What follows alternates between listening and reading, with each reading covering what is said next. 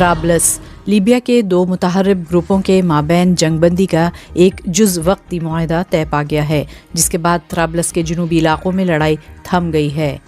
444 brigades اور الرادہ نامی Malaysia گروپوں کے مابین ان جھڑپوں کے نتیجے میں 27 افراد ہلاک جبکہ 106 افراد زخمی ہو گئے ہیں۔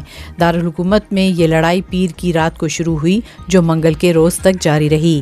ان ملیشیا گروپوں کے مابین ایسی جھڑپیں ماضی میں بھی ہو چکی ہیں۔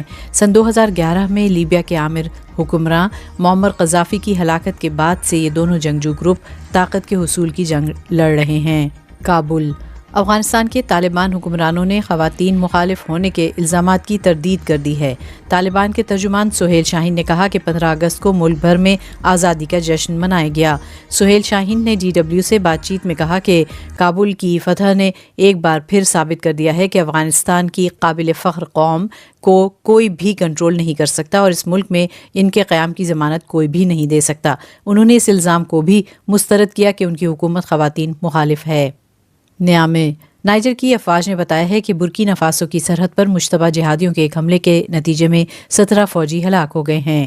وزارت دفاع نے بتایا ہے کہ اس دہشت گردانہ حملے کی وجہ سے 20 فوجی زخمی بھی ہوئے ہیں، جن میں 6 کی حالت نازک ہے۔ بتایا گیا ہے کہ جوابی کارروائی میں 100 سے زائد حملہ آوروں کو نیوٹرلائز کر دیا گیا ہے۔ گزشتہ ایک دہائی سے ساحل ریجن میں انتہا پسندی ایک مسئلہ بنی ہوئی ہے۔ اس ریجن میں واقع مالی کے علاوہ برکینا فاسو اور نائجر کے سرحدی علاقوں میں بھی جنگجو فعال ہو چکے ہیں۔ ویسباڈن جرمنی میں سائبر کرائمز کی شرح میں کمی نوٹ کی گئی ہے۔ وفاقی پولیس نے بتایا ہے کہ سن 2022 میں ان جرائم کی شرح میں 6.5% کی کمی ہوئی تھی۔ تاہم بتایا گیا ہے کہ یہ کمی ریلیف کا باعث نہیں کیونکہ ان حملوں کی شدت کم نہیں ہوئی جبکہ بیرونی ممالک سے ہونے والے سائبر حملوں کی شرح 8% تک پہنچ گئی تھی۔ ان حملوں کی وجہ سے 203 بلین یورو کا مالی نقصان ہوا ہے۔ دمشق شامی صدر بشار الاسد نے سول سرونٹس اور پینشنرز کی تنخواہوں میں 100% اضافے کا حکم نامہ جاری کر دیا۔ ساتھ ہی ملک میں فیول کی سبسڈی ختم کر دی گئی ہے۔ 12 برس تک خانہ جنگی کا شکار رہنے والے اس عرب ملک کو شدید اقتصادی مسائل کا سامنا ہے۔ سن 2011 میں شروع ہونے والی خانہ جنگی کی وجہ سے کم از کم 5 لاکھ افراد مارے گئے جبکہ دیگر لاکھوں افراد ملک چھوڑنے پر مجبور ہوئے۔ اقوام متحدہ کے مطابق شام کی اکثریتی آبادی اس وقت غربت کا شکار ہے۔ لندن برطانیہ میں افراط زر کی شرح میں معمولی کمی نوٹ کی گئی ہے۔ فروری سن 2022 کے بعد رواں برس جولائی میں پہلی مرتبہ یہ کمی آئی ہے۔ بتایا گیا ہے کہ گیس اور توانائی کی قیمتوں میں کمی دراصل اس خوش کن پیش رفت کا موجب ہے۔ تاہم چند سروسز کی قیمتوں میں اضافے کے دباؤ میں شدت پیدا ہوئی ہے جس کے سبب بینک آف انگلینڈ تشویش کا شکار ہے۔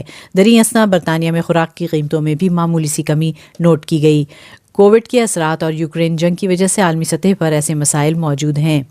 کیف یوکرین نے کہا ہے کہ روسی ڈرون طیاروں نے جنوبی اوڈیشہ ریجن میں ایک پورٹ کو نشانہ بنایا ہے۔ بتایا گیا ہے کہ دریائے ڈینیوب کے کنارے واقع ان ایکسپورٹ تنصیبات پر حملوں کا مقصد یوکرین کی برآمدات کو متاثر کرنا ہے۔ حال ہی میں روس نے بحر اسود سے یوکرینی ایکسپورٹ کی ایک ڈیل ختم کی تھی۔ اوڈیشہ کے گورنر کے مطابق روسی میزائلز کی طرف سے ڈینیوب پورٹس پر کیے گئے حملوں کے نتیجے میں ان تنصیبات کو شدید نقصان پہنچا ہے۔